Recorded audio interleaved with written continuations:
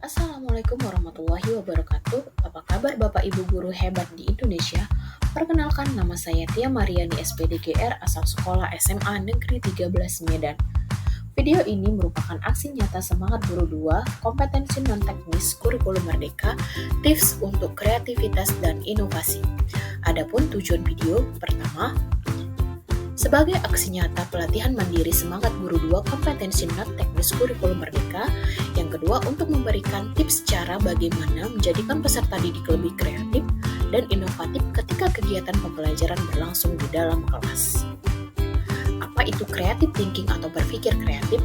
Creative thinking atau berpikir kreatif adalah sebuah proses yang mengembangkan ide-ide yang tidak biasa dan menghasilkan pemikiran baru yang memiliki ruang lingkup yang luas. Bagi para siswa, kemampuan berpikir kreatif dapat memberikan dukungan kepada mereka sehingga mereka menjadi lebih terpacu untuk lebih kreatif.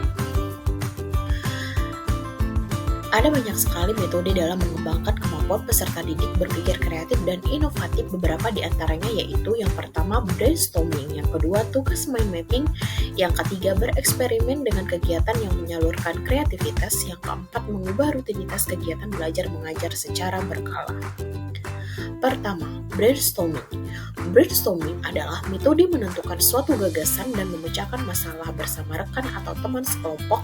Saat melakukan brainstorming, setiap anggota kelompok biasanya diberikan kesempatan untuk mengemukakan ide atau gagasan yang dimiliki tanpa perlu takut salah. Hal inilah yang bisa Bapak Ibu gunakan untuk meningkatkan kemampuan berpikir kreatif para siswa.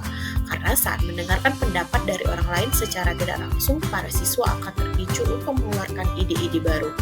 Agar brainstorming bisa semakin bermanfaat untuk meningkatkan kemampuan berpikir kreatif, usahakan Bapak Ibu dapat membuat suasana brainstorming yang senyaman dan serileks mungkin agar para siswa tidak merasa takut dalam mengemukakan pendapat.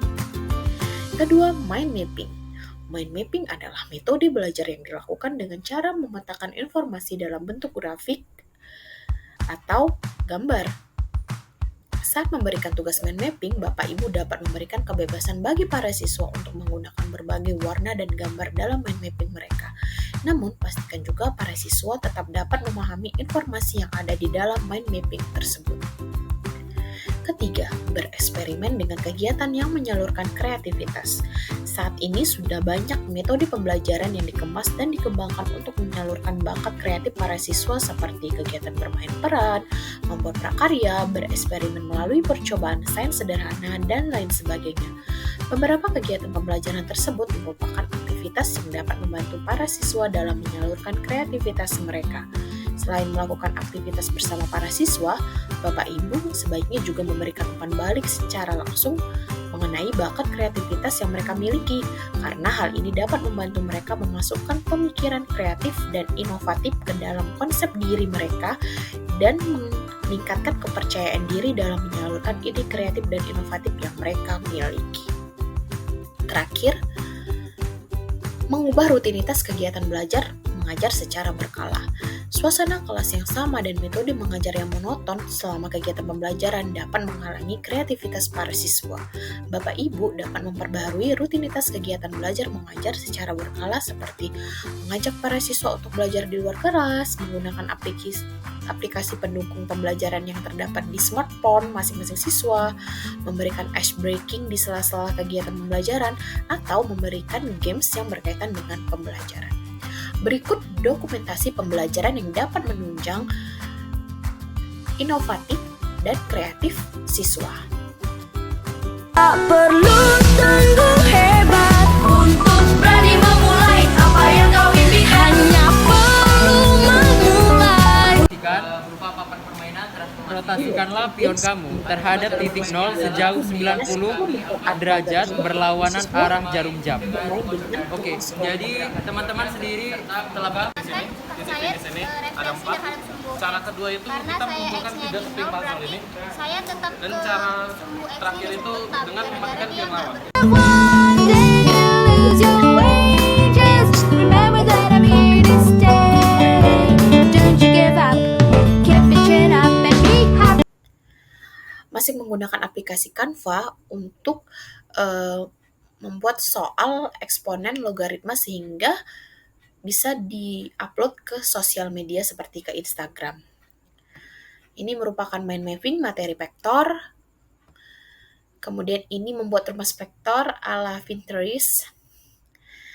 Kemudian ini membuat sudut istimewa yang estetik. Kenapa? Agar siswa mudah untuk mengingat sudut-sudut istimewa di dalam trigonometri.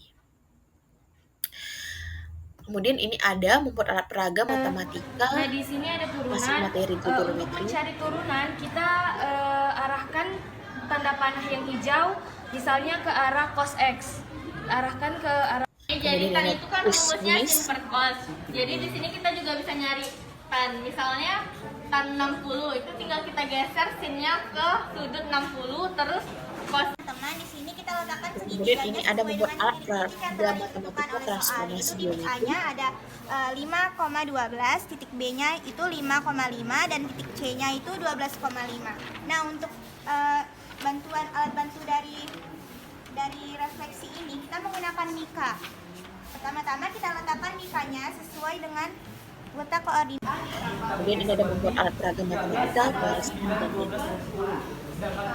sekian dari beberapa dokumentasi pembelajaran yang saya buat untuk menunjang kreativitas dan inovasi siswa. Adapun umpan balik dari siswa di antaranya